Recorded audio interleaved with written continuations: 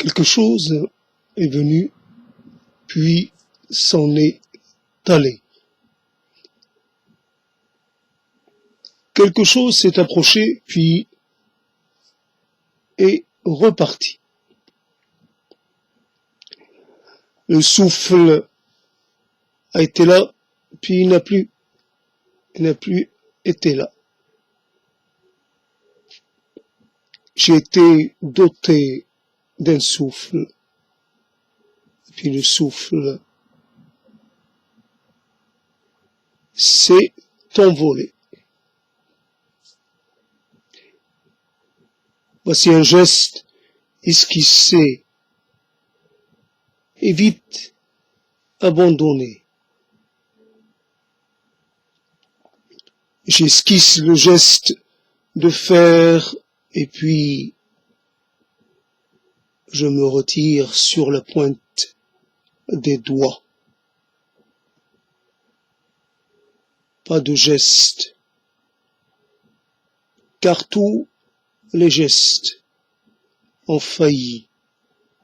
Les gestes m'ont trompé. Les gestes m'ont amené vers les mauvaises croyances, les mauvaises habitudes, les mauvais enchaînements, les mauvaises pensées et les mauvaises conclusions.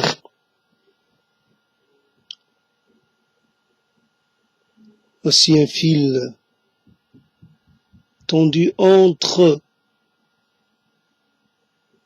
deux pôles. Faut s'y accrocher. Faut avancer vers l'autre pôle. Faire confiance au fil. S'engager coûte que coûte. Il y va de sa survie. Il y va de sa sauvegarde. Il faut aller de l'autre côté. L'autre côté. Le pays du lait et du miel, le pays des promesses, le pays de l'avenir, et peut-être le pays du déjà venu est reparti. Peut-être qu'on ne m'aurait pas attendu. Peut-être que même de l'autre côté, je vais retrouver la même chose, le même paysage désert, la même errance, la même impécunité, la même misère. Je vais être confronté de nouveau à mes limites. Il faut bien en convenir. Il y a des limites. Il y a de la limite en tout. Il y a des limites. En moi, il y en a quantité. En toi, il y en a aussi limité. Pourquoi je semble le penser? Parce qu'il me semble le ressentir profondément. J'y crois. Je crois en ta faillite. Je crois en ton absence. Je crois en ton indisponibilité permanente. Autant dire que je ne crois pas en toi. Il m'est impossible de compter sur toi. Peu importe la forme que tu peux prendre, peu importe les mots que tu puisses dire, peu importe les mots que tu pourras dire, peu importe tes discours, tes convictions et tes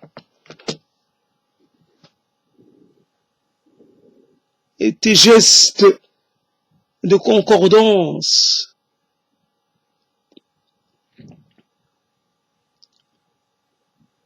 Tu penses m'offrir une part de vérité. Mais moi, je ne me fais pas avoir par si peu. Et puis même, la vérité, c'est l'affaire d'un moment. C'est juste un effet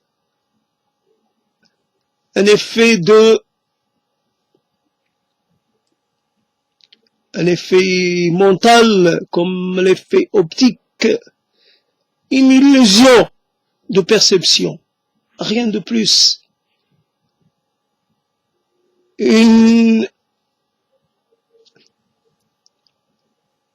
La condition inhérente à la conscience, ou plutôt ce qui accompagne et ce qui caractérise la conscience, c'est l'erreur,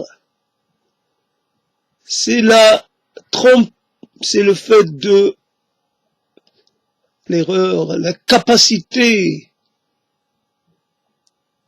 de concevoir un réel à partir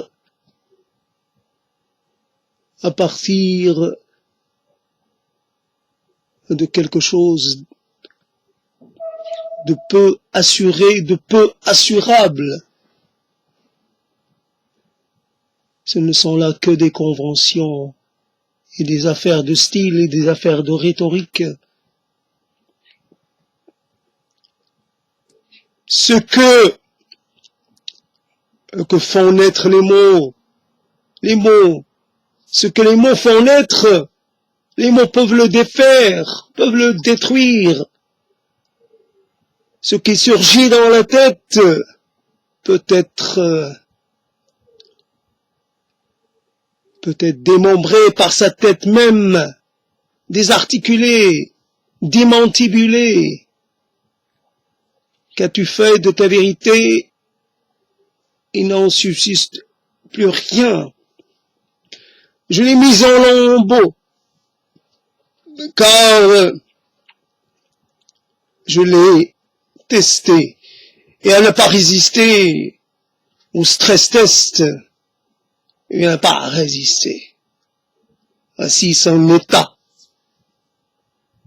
Voici ce qu'il en reste de ma vérité. Et de là-bas, plus loin, il y a les restes de d'autres vérités. Voici un champ de mort, un champ de ruines, où gisent les cadavres des vérités anciennes et les vérités même à venir. La vérité, un cadavre ambulant.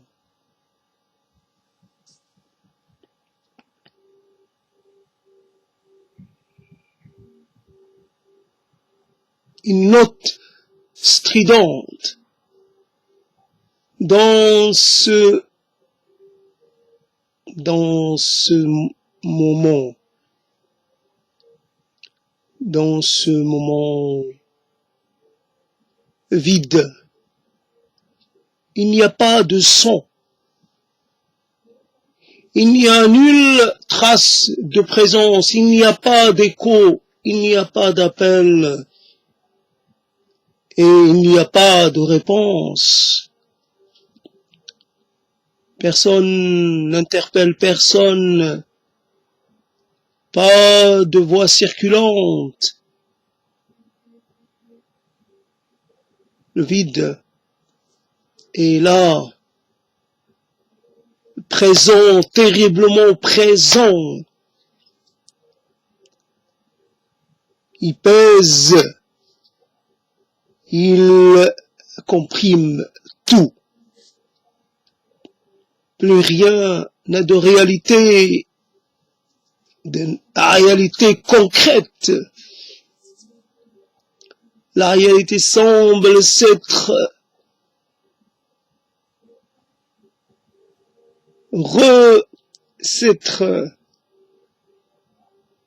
transformée en quelque chose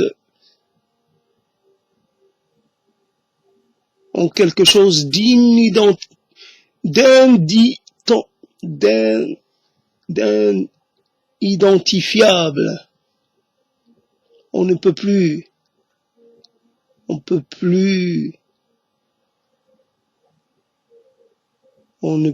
la circonscrire, on ne peut plus. Ça a pris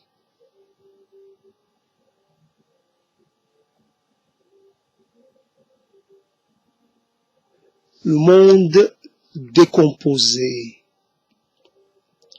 le monde en lambeaux, des lambeaux qui traînent partout, des lambeaux de voix, des lambeaux de mots, des lambeaux de sentiments, des lambeaux de vie, des lambeaux d'épreuves, des lambeaux de conviction, des lambeaux de vérité, des lambeaux d'instants, des lambeaux de toutes sortes. Il y a là ce qui reste d'un lien, un lien ancien, très ancien. Il y a là ce qui reste d'un moment mort-né. Tout est mort-né. Finalement, je suis mort avant de pouvoir naître. Je suis mort à l'instant même où j'avais l'impression de sortir au monde. Cette sortie a scellé mon destin, mort dans l'instant. Et depuis, je ne cesse de me décomposer.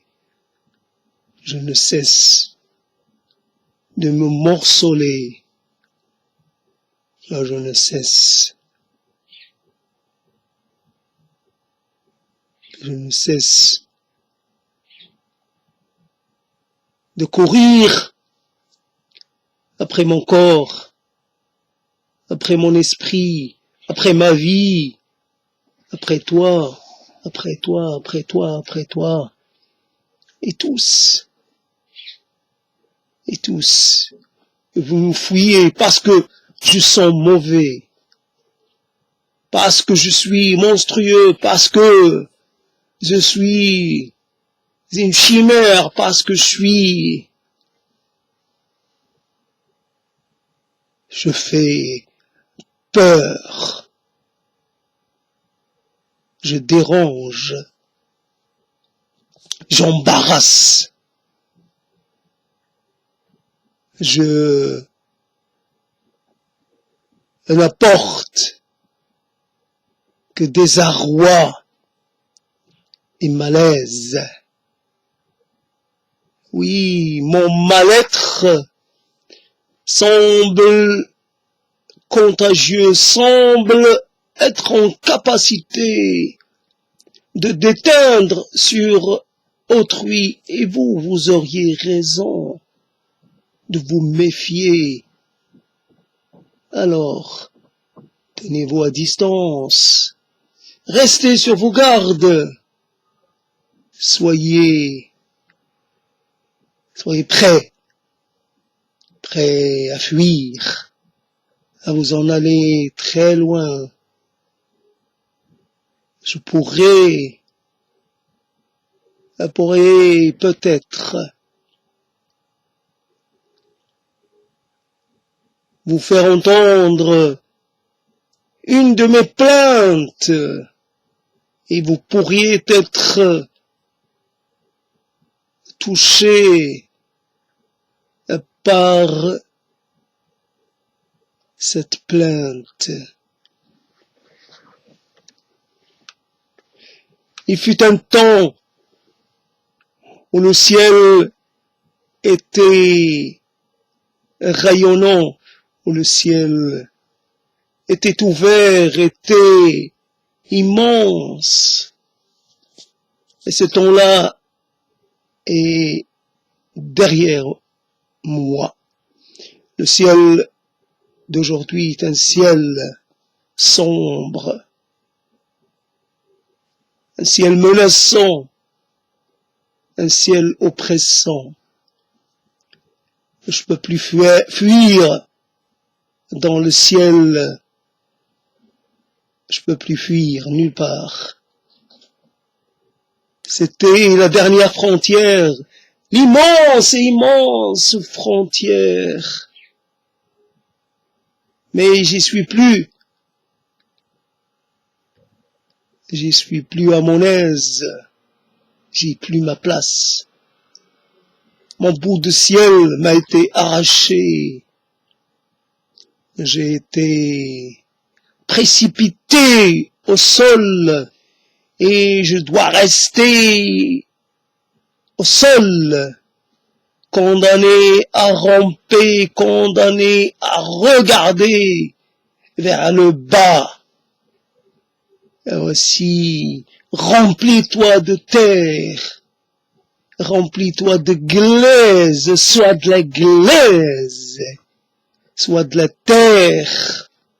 Commence à te métamorphoser, commence à passer de l'autre côté, du côté de ceux qui ont changé de corps, qui ont changé de consistance, qui ont changé d'essence, qui ont changé.